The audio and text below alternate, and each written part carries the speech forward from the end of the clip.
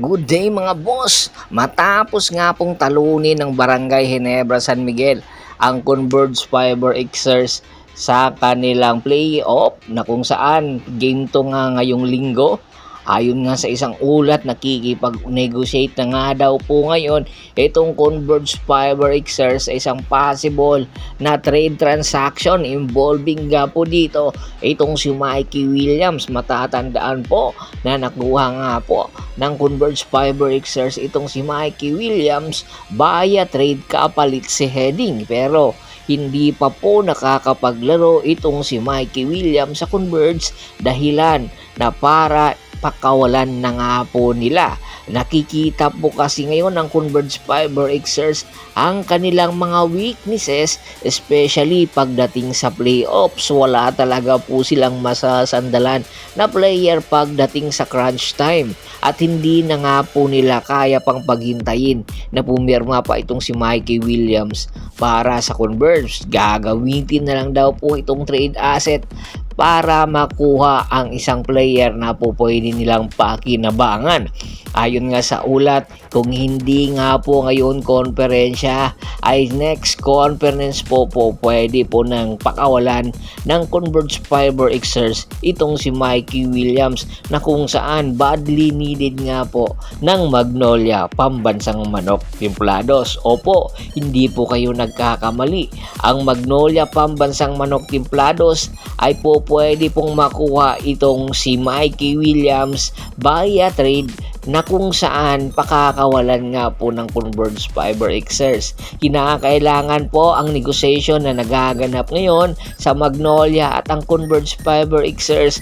Next conference po mangyayari ayon mismo sa mga hint na lumalabas ngayon. Kung sakali nga pong makuha ng Magnolia Pambansang Manok Timplados itong si Mikey Williams, tiyak lalalim po ang roster nitong si L.A. Tenorio, na kung saan nagkaroon nga sila sa mga key players ng injury dahilan para maging playing coach itong si L.A. Tenorio. Alam naman po natin na hindi na rin po ito bumabata. Tinitingnan nga po ang posibilidad na pakawalan na nga po ng Magnolia Pambansang Manok Timplados itong si Polly, kapalit nga po itong si Mikey Williams. Opo, hindi kayo nagkakamali.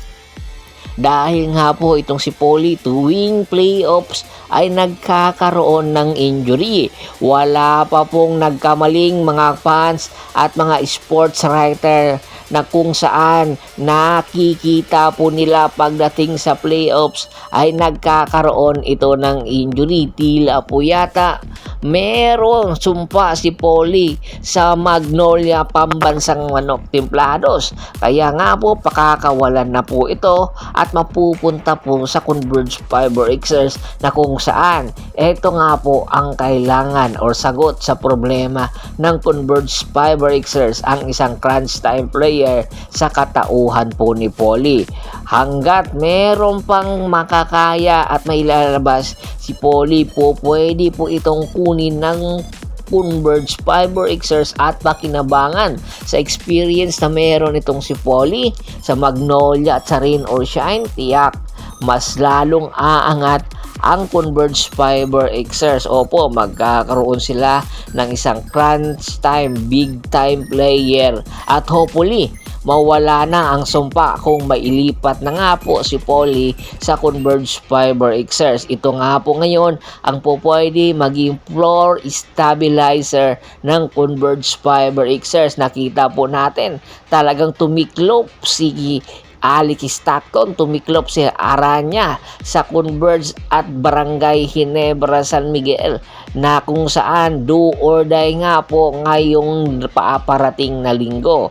Tingin nyo po ba pag natuloy po ang nasabing trade transaction, sino po ang panalo? Komento na sa baba ng video at pag-usapan natin yan. Once again, this is Percival Monteron at your service. Don't forget to subscribe my sports channel at don't forget to click the notification bell button para nga maging updated palagi sa kwentuhan. At bago pa man natin tapusin ang ating kwentuhan, shout out po muna tayo sa ating mga solid na followers na lagi pong sumusuporta sa atin, kay Kagawad at sa kinudukusin ng Hagonoy, Bulacan, Anthony Laquialon at sa Laquialon family, Ronald Bersuguidad, John David Gulapa, Scott Ranger, Ricky Lanza ng Ricky Rider TV ng Tansa. Pakibisita na rin po ng Facebook fanpage ko na Hapres PH3, Paul Goso at Bostor para po sa mga karagdagan sports balita. Once again po, kayo na po ang humusga. Patas po ba ito? At malapit pong mangyari ito. Komento na sa baba ng video. Hanggang sa muling kwentuhan. Maraming salamat po.